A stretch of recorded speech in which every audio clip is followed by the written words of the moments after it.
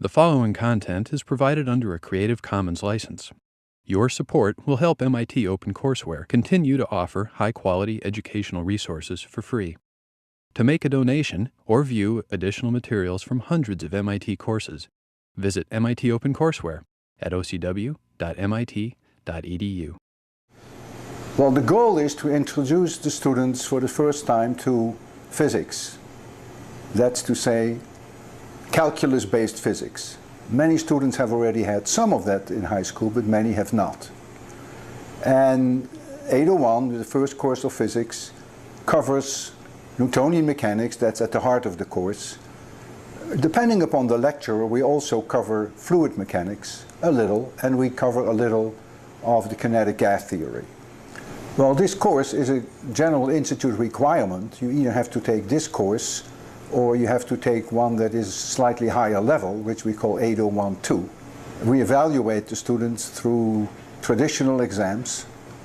The lectures are given in the main lecture hall of MIT, 26100, and then the students meet in smaller groups with professors. We call those recitations, which is largely problem solving.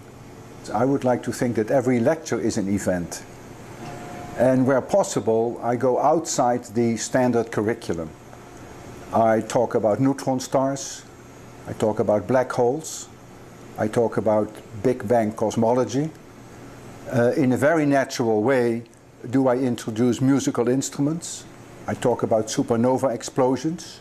And then during my last lecture, I introduce students to my research, the research I did during my early days at MIT when I made observations, astronomical observations in X-rays from very high flying balloons. Those balloons are giant in size, sort of the size of the Empire State Building, and they went up to an altitude of about 145,000 feet. And that's my last lecture. And all of these lectures are really events.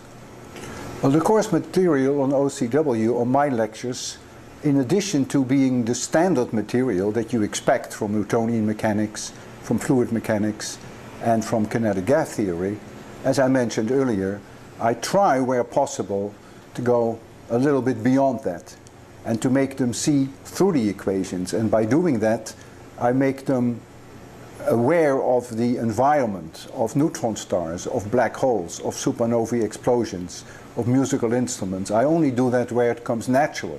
But there are many places where it comes natural. So my goal is not so much to cover a lot and to make them chew on a lot of equations, but my goal is to uncover several very basic things that they will remember for the rest of their lives, even if they never need physics anymore. I want them to see the beauty of physics. I want them to love physics.